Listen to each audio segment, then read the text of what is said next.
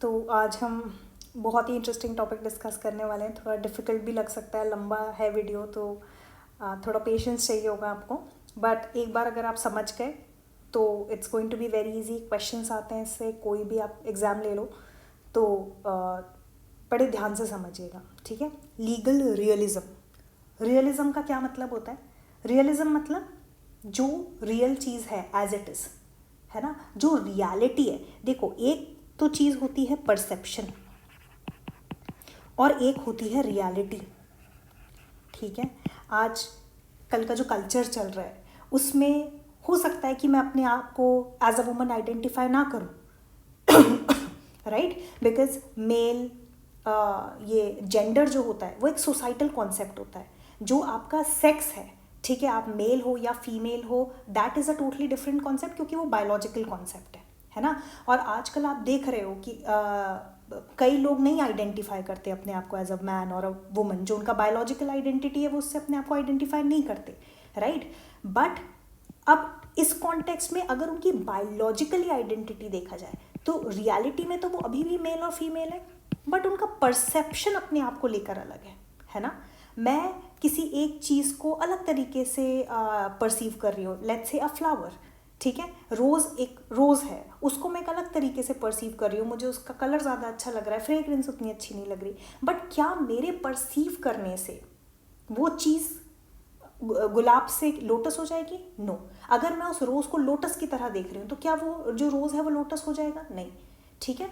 तो ये सेम चीज़ ऐसी है कि आप किसी भी चीज़ को अपने अनुभव से, अपने एक्सपीरियंस से कैसे परसीव करते हो और वो खुद में रियलिटी में कैसी है, वो इन दोनों में डिफरेंस है, ठीक है। तो रियलिज्म मीन्स कि परसेप्शन और रियलिटी को अलग करना।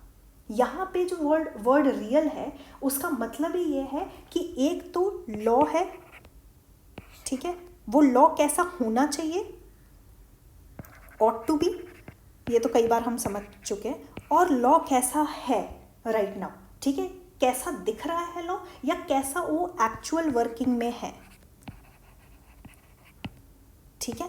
ये देखा, जैसे मान लो थेफ्ट है या कोई भी एक ऑफेंस पकड़ लो, उसकी पनिशमेंट दी हुई है 7 साल या 3 साल, पर एक जज है जो उस केसेस में हमेशा ही 2 साल की पनिशमेंट देता है, ठीक है।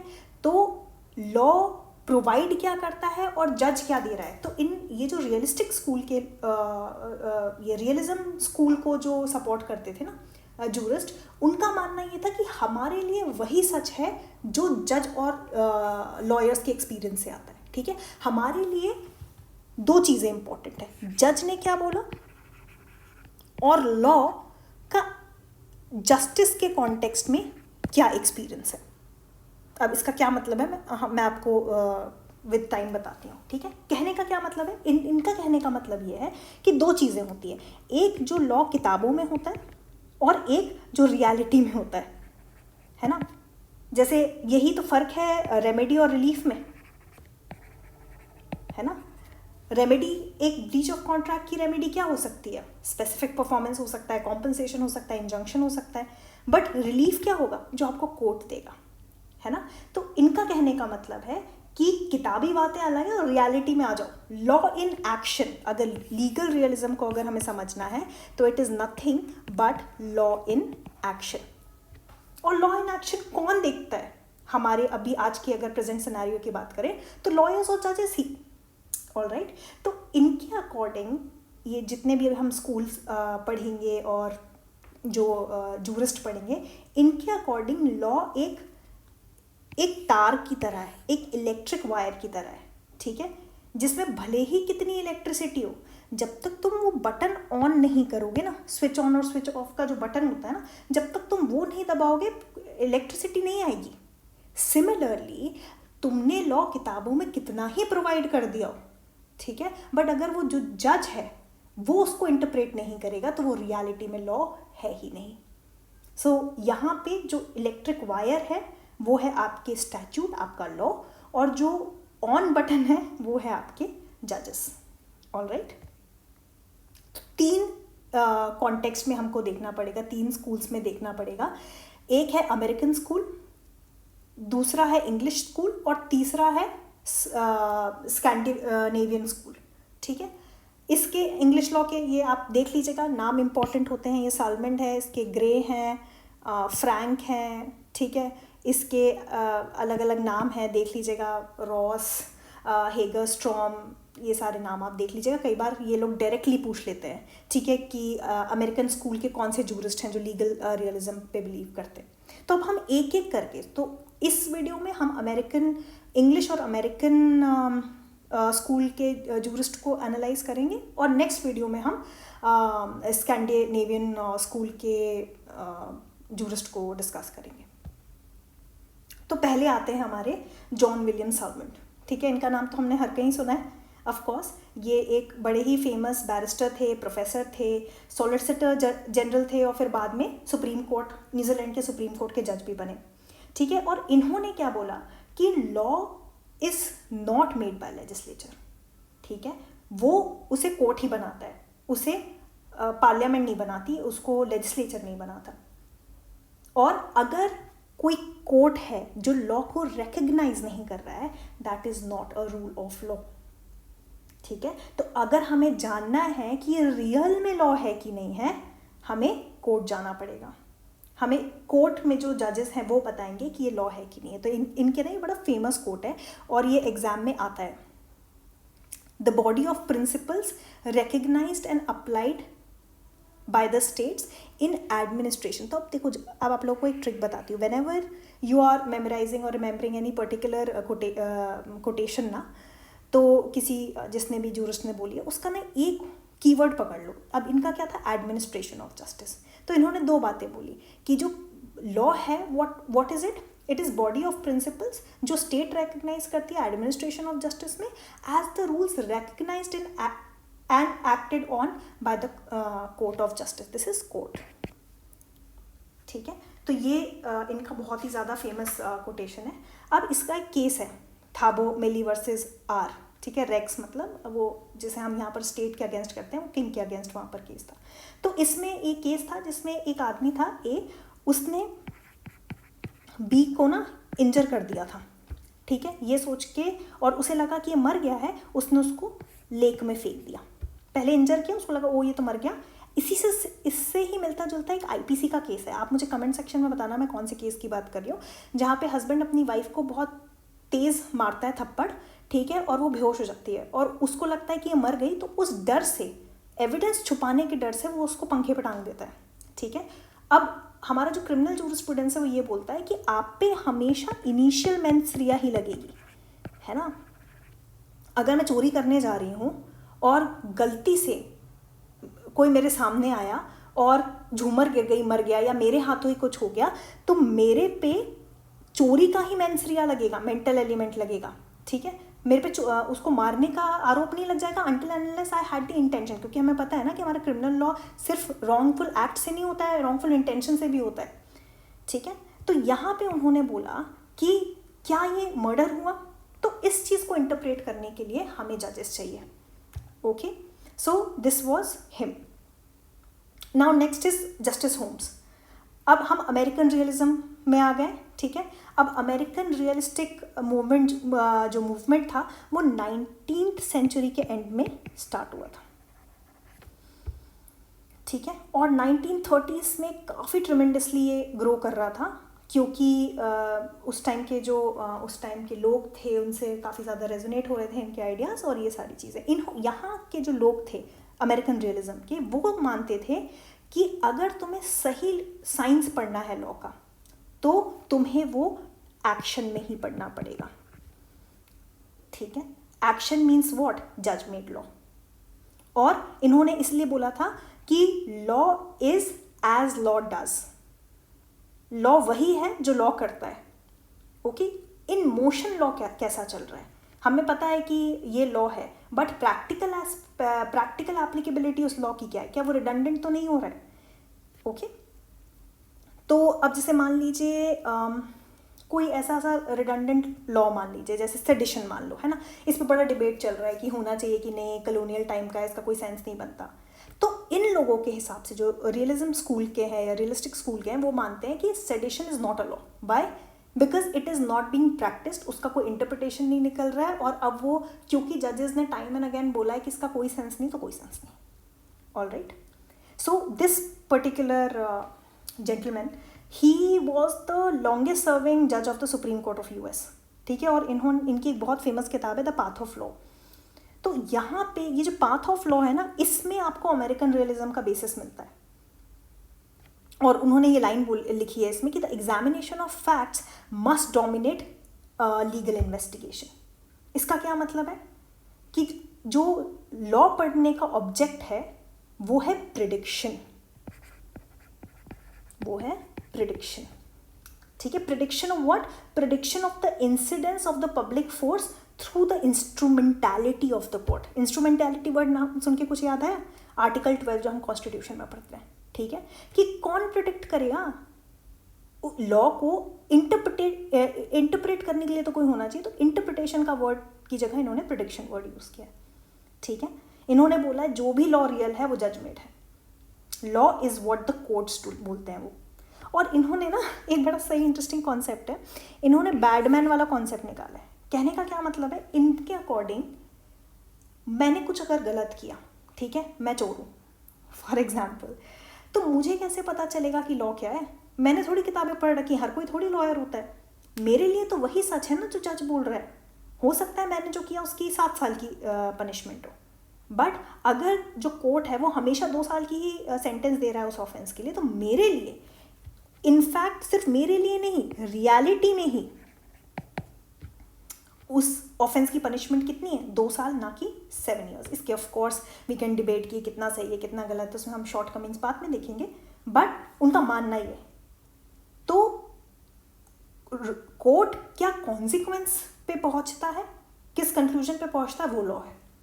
ओके, अब इन्होंने एक और बात बोली, समझना. इन्होंने बोला कि लॉ जो है ना, आप लॉ की लाइफ को लॉजिक से नहीं परख सकते, बट एक्सपीरियंस से परखते हो. ठीक है, वो वर्ड्स नहीं है बट डीड्स हैं. जो किताबों में लिखा है वो नहीं है, बट एक्शन में जो लॉ है, जो लॉ जो जज बोल रहा है, जो जज कर रहा है, वो है लॉ. ओके, और ऑफ कोर्स जजेस हैं और लॉयर्स हैं, वो ज़्यादा वेल एक्वेंटेड हैं लॉ से, तो वो बेस्ट पोजीशन में लॉ को इंटरप्रेट करने के लिए. और उन्होंने एक और बात बोली कि certainty of law is an illusion. ये क्या मतलब हुआ इसका? इसका मतलब सिंपली ये है कि देखो, अगर हम मेरे पास कोई किताब है, कॉन्स्टिट्यूशन ऑफ इंडिया या आईपीसी है, उसमें लिखा हुआ है सिंपल एक ऑफेंस ये है ना, तो वो सर्टेन है. बट जब मैं बोल रही हूँ कि अलग अलग जज है, ठीक है, अब हो सकता है कि जो जज है वो आर्टिकल 21 को, अब जैसे ए के गोपालन था, ए के गोपालन के टाइम पे जो जज थे उन्होंने आर्टिकल 21 को एक अलग इंटरप्रिटेशन दी. मेनका गांधी वाले जो जज थे उन्होंने एक अलग इंटरप्रिटेशन दी. सिमिलरली शंकरी प्रसाद वाले जो जज थे उन्होंने एक अलग इंटरप्रिटेशन दी उस केस को. केशव नंदा भारती वाले जजेस ने अलग इंटरप्रिटेशन दी.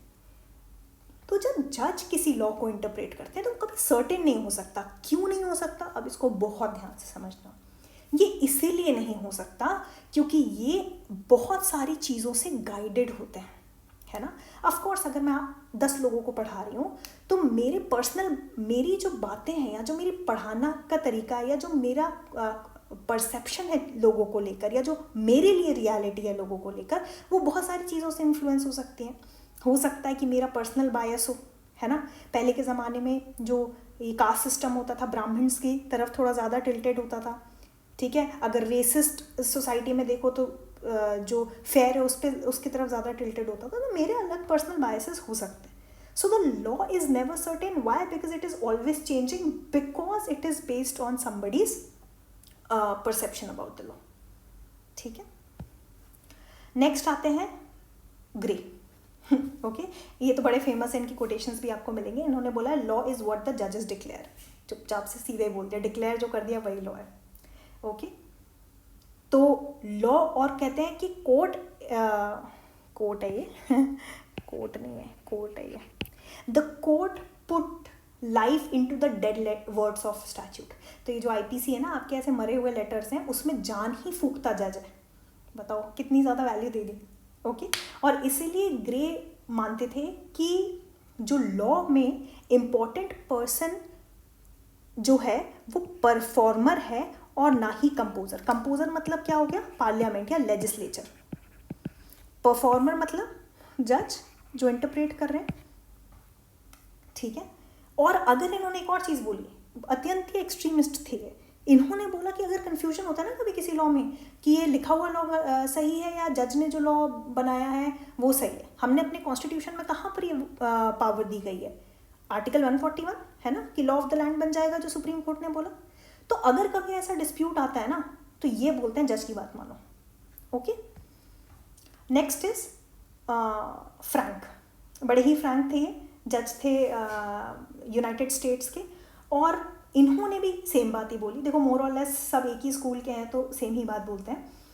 इनका बस एक, ये बाकी सारी बातें इन्होंने अपने जो बाकी के जूरिस्ट थे उनके जैसे बात बोली, बट जो एक्स्ट्रा चीज़ बोली उन्होंने ये कहा कि जो प्रेसिडेंट्स होते हैं ना हमारे, जो जज ने ऑलरेडी पास्ट में लॉ डिक्लेयर कर दी, उसकी कोई वैल्यू है नहीं, वो ज़्यादा इंपॉर्टेंट रोल प्ले करते नहीं है फ्यूचर के डिसीजन को डिसाइड करने में, ठीक है। इट इज़ जस्ट, तो उस केस में जो लॉ है is a मियर mass of unrelated decision, ये थोड़ा सेंस नहीं मेक करता, राइट। अब ऐसे तो हर कोई बंदा अपने अलग परसेप्शन को लेकर आ जाएगा, हम क्या क्या कुछ तो लेवल ऑफ सर्टेनिटी होनी चाहिए ना, तो इसलिए वो कहते हैं नहीं हम प्रेसिडेंट्स को तो नहीं मानते। इसीलिए इन्होंने दो बातें बोली हैं, एक होता है एक्चुअल लॉ और एक होता है प्रोबेबल लॉ। एक्चुअल लॉ बोला है कि जो कोर्ट ने डिसाइड किया, what ever the court decides.